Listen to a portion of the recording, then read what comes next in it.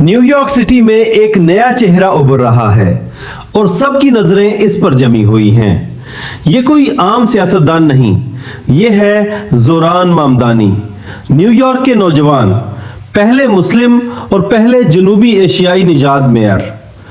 ये जीत सिर्फ उनकी जाती कामयाबी नहीं बल्कि एक सियासी और सकाफती तब्दीली का निशान भी है। 4 नवंबर 2025 को न्यूयॉर्क के अवाम ने एक नई सोच के हक में वोट दिया और एक नए दौर का आगाज किया जो इंसाफ, मुसावात और अवामी मसाइल पर मरकूज है। ज़ोरान 18 अक्टूबर 1991 को कंपाला, युगांडा में पैदा हुए। उनके वालिद महमूद मामदानी एक मारूफ प्रोफेसर और सियासी मुफक्किर हैं जो 1972 में इदी अमीन की हुकूमत के दौरान मुल्क से निकाल दिए गए थे। 1984 में उनकी शहरियत भी खत्म हो गई, लेकिन वो हार ना माने और 1986 में वापस आए। ज़ोरान की वालदा मीरा नायर हैं, हिंदू और मशहूर फिल्म मेकर, जिन्होंने मानसून वेडिंग और मिसिसिपी मसाला जैसी शानदार फिल्में बनाई। ये घराना एक ऐसा माहौल फराहम करता रहा जहां सियासत, सकाफत और फनून लतीफ़ा का इम्तिजाज बचपन से ज़ोरान के साथ रहा।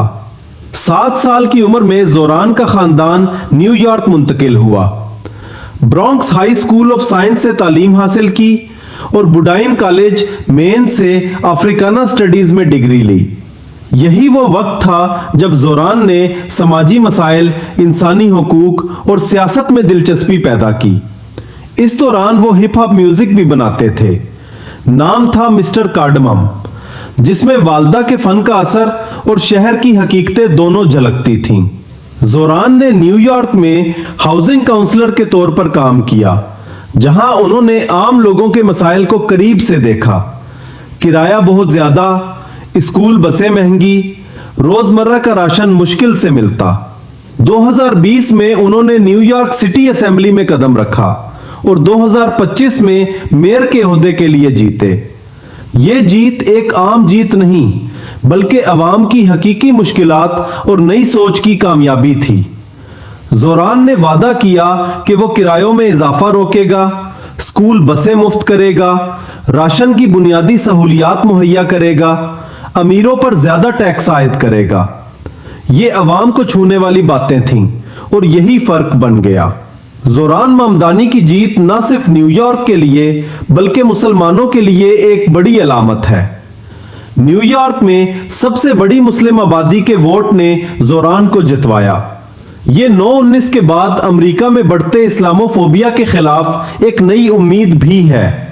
ज़ोरान सिर्फ मुस्लिम नहीं बल्कि एक सेकुलर और इंक्लूसिव लीडर हैं।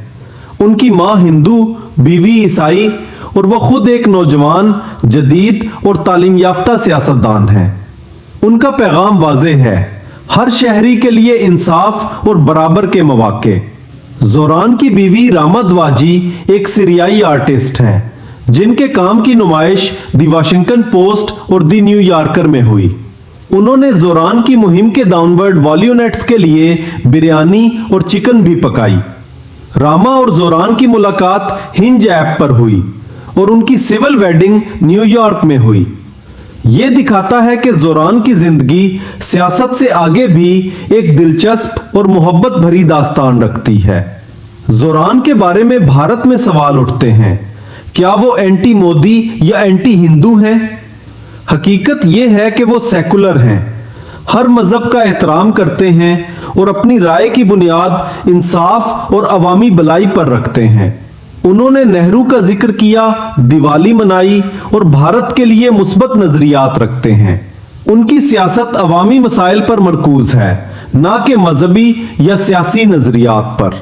ज़ोरान मामदानी की जीत ने न्यूयॉर्क और अमेरिका की सियासत में एक नया बाब खोला।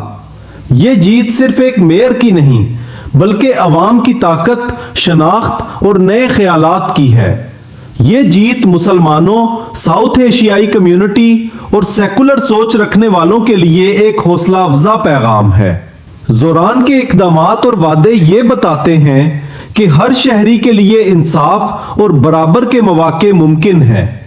ज़ोरान मामदानी की कहानी सिर्फ जीत और सियासत तक महदूद नहीं یہ کہانی ہے حوصلے، امید اور خود پر یقین کی، ایک ایسے نوجوان کی جس نے دنیا کی پیچیدگیوں میں بھی اپنا راستہ خود بنایا۔ یوگنڈا سے لے کر نیو یارک تک کا یہ سفر آسان نہیں تھا۔ یہ سفر تھا جدوجہد، قربانی اور نئی پہچان بنانے کا۔ زوران کے والد نے جلاوطنی دیکھی مگر اپنے نظریے سے پیچھے نہیں ہٹے۔ اسی جذبے نے زہران کے دل میں بھی یہ بات بٹھا دی کہ اگر نیت صاف ہو تو مشکل راستے بھی ہموار ہو جاتے ہیں۔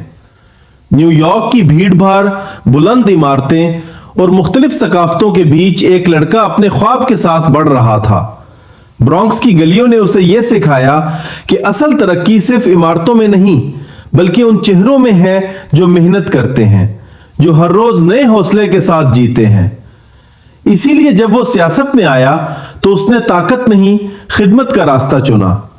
وہ سیاست کو سٹیٹس یا شہرت نہیں بلکہ ایک ذمہ داری سمجھتا ہے، ایسی ذمہ داری جو ہر اس شخص کے لیے ہے جو اپنے شہر کو بہتر دیکھنا چاہتا ہے۔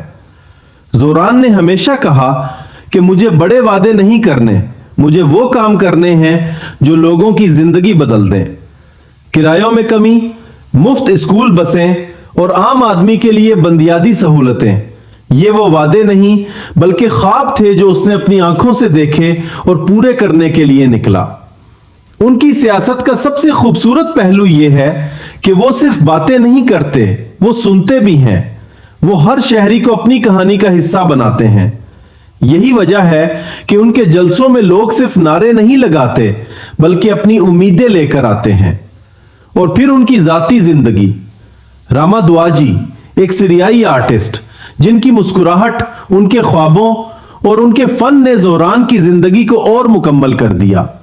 وہ ایک ایسی عورت ہیں جو صرف شریک حیات نہیں بلکہ ان کے مقصد میں برابر کی ساتھی ہیں۔ مہم کے دوران راما نے خود کھانا پکایا اور ایک گرمجوشی بھرا ماحول پیدا کیا جس میں سب کو احساس ہوا کہ سیاست انسانوں کے درمیان فاصلہ نہیں بلکہ محبت اور ربط پیدا کرنے کا ذریعہ ہے۔